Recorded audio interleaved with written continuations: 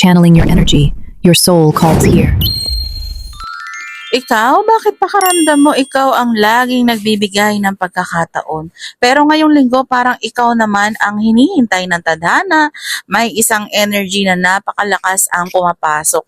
Hindi ito ordinaryong linggo para sa karamihan ng Gemini na nanonood. May pagtatapos, may pagbabalik, at may bagong pintuan na unti-unting bumubukas. Kung nitong mga nakaraang araw ay parang hindi ka mapakali, paulit-ulit ang pumapasok sa isip mo o pakiramdam mo may hindi maipaliwanag na pagbabago sa paligid mo, maaring hindi lang ito pagkakataon. Possible na nararamdaman mo na ang paggalaw ng energy bago pa ito tuluyang mangyari sa pisikal na mundo. Bago tayo magsimula, huminga tayo ng malalim. Huminga papasok at dahan-dahang ilabas ang lahat ng pagod, takot at bigat na matagal mo nang dala. Inaanyayahan ko ngayon ang ating Divine Creator, ang mga Spirit Guides, Guardian Angels, mga gabay ng liwanag at ang pinakamataas na kabutihan para gabayan ang reading na to. Naway ang mensaheng marinig mo ngayon ay maging malinaw, makatulong sa iyong sitwasyon at magdala ng tamang direksyon para sa iyong landas. Paalala lamang, collective reading ito. Hindi lahat ng message ay para sa lahat. Kunin lamang ang mga bahaging tunay na tumutugma sa iyong sitwasyon at iwan ang hindi para sa iyo. Kung nais mo ng personal reading, ikaw mismo ang mag-message sa akin. Hindi ako kailanman nagme-message ng una sa kahit sino. Mag-ingat sa mga poster at fake accounts na gumagamit ng aking pangalan. At para naman sa mga hindi naniniwala sa tarot, walang problema ron. Hindi ko layunin baguhin ang paniniwala ninyo. Ang reading na ito ay para lamang sa mga bukas ng isipan at ginagamit ito bilang spiritual guidance, self-reflection at inspiration sa kanilang sariling desisyon. Gemini, Sun, Moon at Rising, ang pinakaunang pumapasok sa energy mo ay emotion. Pero hindi ito simpleng emotion. Parang matagal mong pinigilan ang sarili mong maramdaman ang isang bagay. May ilan sa inyo na matagal nang nagsasabing okay lang ako. Pero ang totoo, hindi ka pa talaga okay. Marami kang ngiti sa harap ng ibang tao pero kapag ikaw na lang mag-isa, doon lumalabas ang lahat ng tanong. May pagkakataon pa ngang tinatanong mo ang sarili mo kung tama pa bang ipagpatuloy ang isang tao. Isang trabaho o isang pangarap na ilang beses ka nang binigo. At gusto kong malaman mo, hindi ibig sabihin na napagod ka.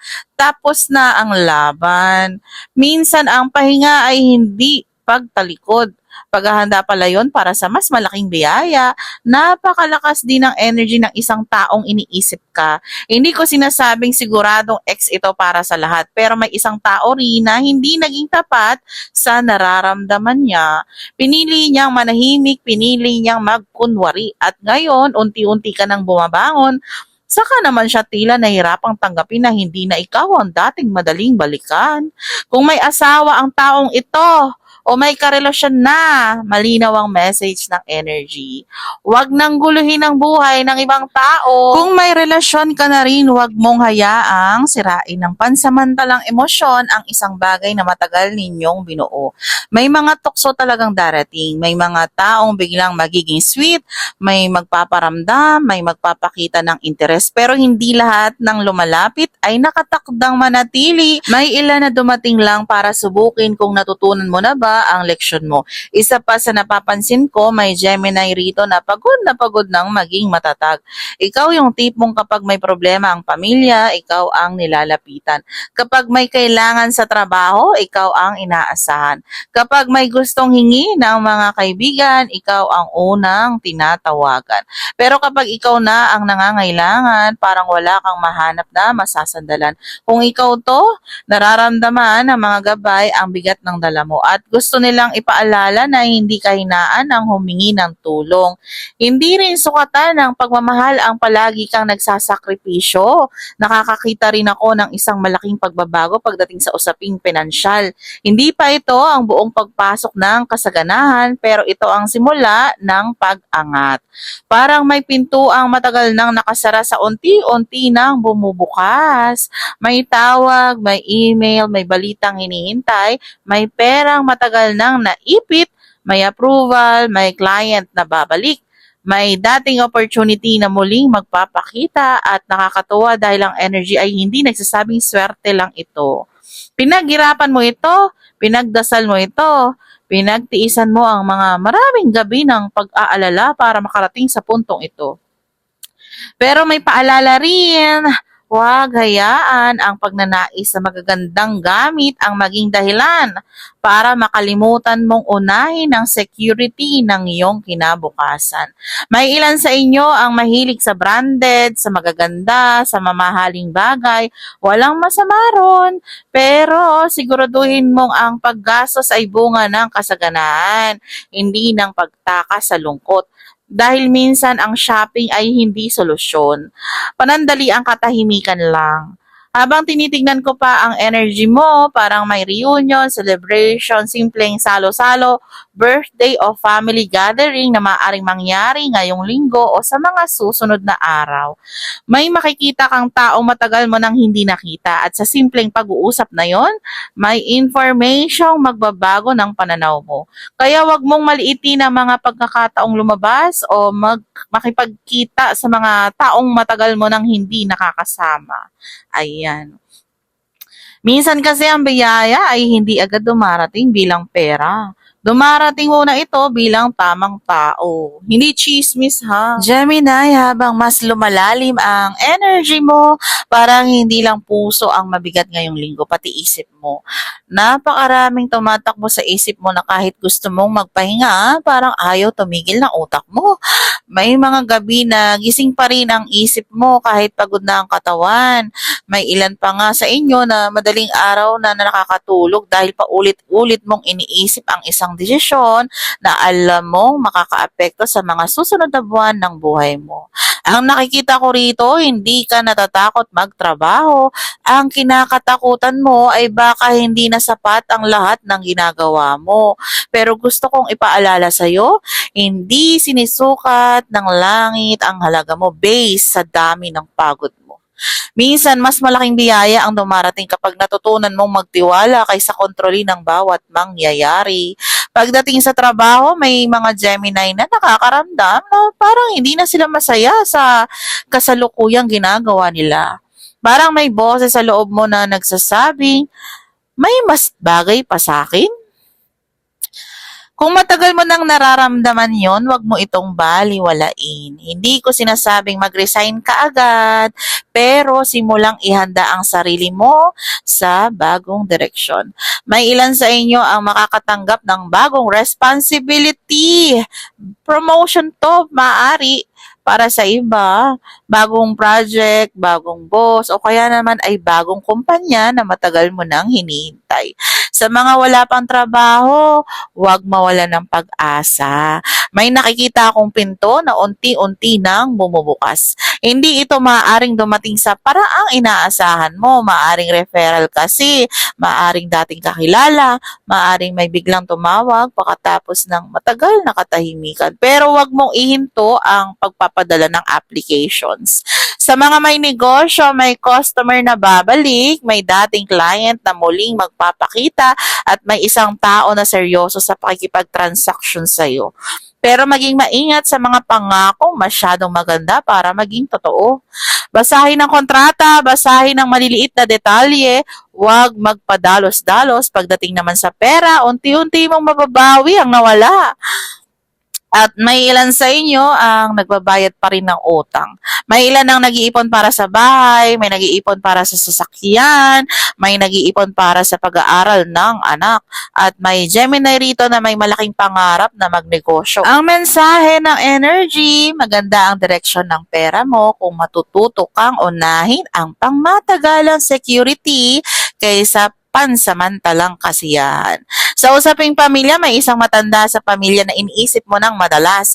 Hindi ko alam kung lolo, lola, magulang, tiyuhin o tiyahin, pero parang gusto mong mas mapadalas ang pagbisita o pakikipag-usap. Kung buhay pa sila, kung kaya mo, kamustahin mo sila. Minsan ang simpleng tawag ay malaking regalo na. Sa mga seniors na Gemini na nanonood, hello po. sa'yo. Huwag ninyong isipin na huli na ang lahat. May bagong pagkakataon pa ring darating. May mga pangarap na hindi natupad noon pero maaari pang mangyari ngayon sa ibang paraan. Sa mga students, nakikita ko ang pressure, may exam, may thesis, may requirements, may pagkakataong gusto mo nang sumuko dahil pakiramdam mo na pag-iiwanan ka. Pero tandaan mo, hindi pare-pareho ang oras ng pag-usbong ng bawat tao. Sa mga single, may taong interesado sa'yo pero hindi pa siya handang magsalita. Tahimik lang siyang nagmamasid. Hindi siya ganon kaingay. Mas pinipili niyang kilalanin ka muna. Huwag mong madaliin ang lahat. Ang tamang tao ay hindi kailangang habulin. Sa mga may asawa o may karelasyon, napakahalaga ng communication ngayong linggo. Huwag hayaang pride ang mauna kaysa pagmamahal. Kung may tampuhan, pag-usapan. Kung may selos, linawin. Kung may problema, harapin ng magkasama. At kung alam mong may kinakausap kang ibang tao na maaaring makasira sa relasyon mo, ito na ang panahon para lumayo.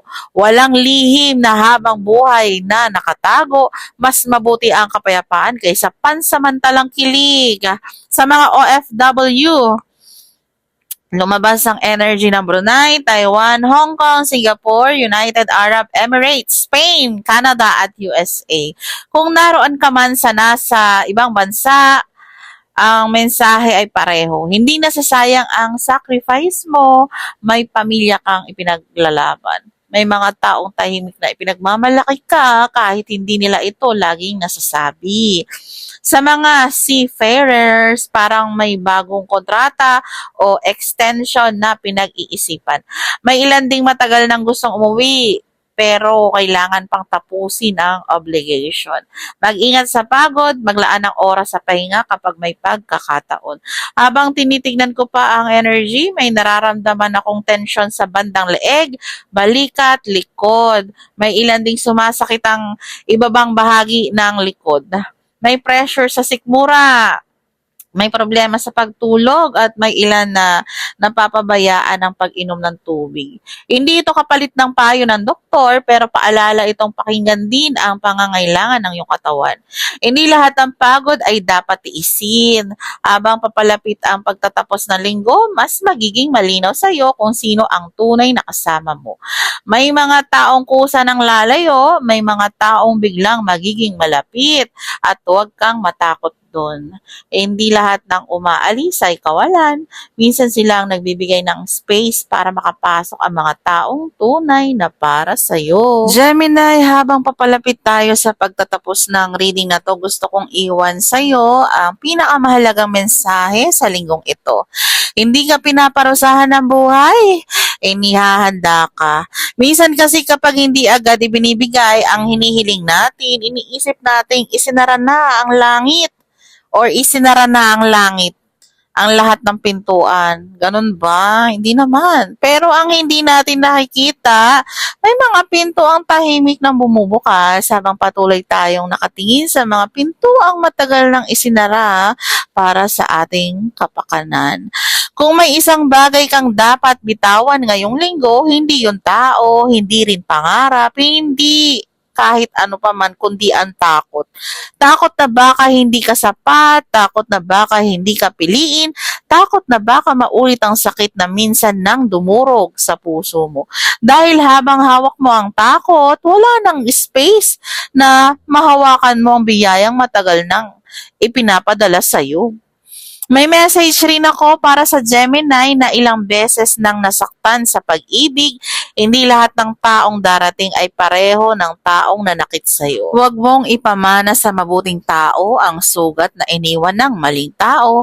Kung may gustong bumalik, tanungin mo muna ang sarili mo. Nagbago ba talaga siya o bumalik lamang siya dahil wala na siyang ibang mapuntahan? Hindi lahat ng pagbabalik ay destiny. May mga pagbabalik na pagsusulit lamang ng universe upang makita kung natutunan mo na ba ang aral mo. At kung ikaw naman ang gustong bumalik sa isang sitwasyon, alam mong paulit-ulit ka lang masasaktan, pakinggan mo ang katahimikan ng puso mo.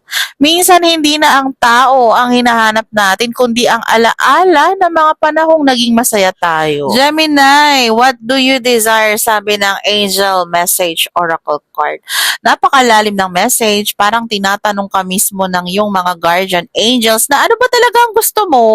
Hindi ang gusto ng pamilya mo, hindi ang gusto ng lipunan, hindi ang gusto ng dating partner mo. Hindi ang gusto ng mga taong nagsasabing hindi mo kaya.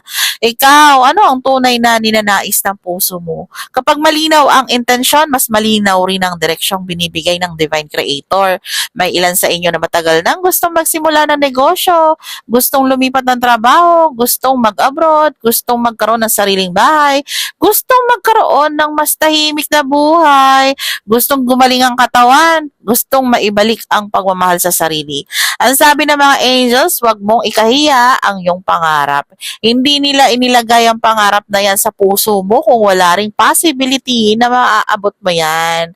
Pero kailangan mong maging malinaw dahil kapag magulo ang intention, magulo rin ang direksyong tatahakin mo. Shower of Abundance, Gemini, ito ang isa sa pinakamagandang message na maaaring lumabas dahil ipinapakita nito na may unti-unting pagkabuhos ng kasaganaan sa iba't ibang aspeto ng iyong buhay. Hindi lamang ito tungkol sa pera, kasama rito ang tamang tao, tamang opportunity, bagong clients, bagong trabaho, promotion, business growth, mas maayos na kalusugan, kapayapaan ng isip at mga pagkakataong hindi mo inaasahang darating. Pero may paalala ang mga angels, kapag dumating ang biyaya, huwag mo itong salubungin ng may takot, salubungin mo ito ng pasasalamat dahil ang taong marunong magpasalamat sa maliit, mas pinagkakatiwalaan ng langit ng mas malalaking biyaya. Kung napapansin mong sunod-sunod ang mga synchronicities, paulit-ulit na numero, paulit-ulit na panaginip, paulit-ulit na pangalan, paulit-ulit na pagkakataon, huwag mo tong baliwalain. Minsan ang Divine Creator ay hindi sumisigaw. Bumulong lamang siya at ang mga bulong na yon ang gumagabay sa atin patungo sa tamang direksyon. Kaya ngayong linggo, isulat mo ang iyong pinakamalalim na hangarin, magpasalamat na parang tanggap mo na ito at pagkatapos hayaan mo ang divine timing ang gumawa ng paraan. Gemini, bago tayo tuluyang magtapos, maraming salamat sa iyong oras, sa iyong tiwala at sa pagsama mo sa reading na to. Kung gusto mong mas maintindihan kung bakit may mga paulit-ulit na pattern sa iyong buhay, bakit may mga taong paulit-ulit na dumarating, o bakit tila may mga panahon na mabilis ang pag-asenso at may mga panahong tila mabagal ang lahat, malaking bahagi sa sagot ay nasa iyong birth chart. Kung gusto mo ng mas makilala ang iyong sarili, meron akong book 1, PDF po ito at book 2. Kung mahilig ka sa astrology, zodiac signs, planetary transits, full moon, new moon at birth chart interpretation, huwag kalimutang bisitahin ang aking hiwalay na YouTube channel, Astro Luna Quest Astrology and Birth Chart, kung saan mas malalim nating pinag-aaralan ang mga galaw ng planeta at kung paano ito nakakaapekto sa ating buhay. At para naman sa nagtatanong tungkol sa aking personally charged and cleansed crystal bracelets, wala po akong website. Lahat ng crystal bracelets ay personal kong pinipili, nililinis at ine-energy cleanse bago ko ito ipadala. Hindi ito mass-produce. Bawat bracelet ay hinahandaan ko ng positive intention at panalangin bago ito ipaship. Available ang para sa abundance at prosperity, money at career, protection laban sa negative energy, success at confidence, health at emotional healing. Kung interesado ka sa personal reading o crystal bracelets, ikaw lamang ang mag-message sa akin.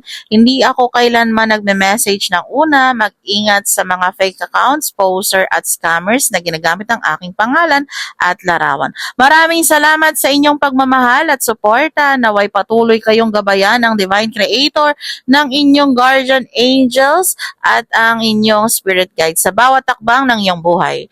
Mag-ingat palagi at makita-kita tayo muli sa susunod nating reading. Again, this is Astro Luna Quest. Hanggang sa muli.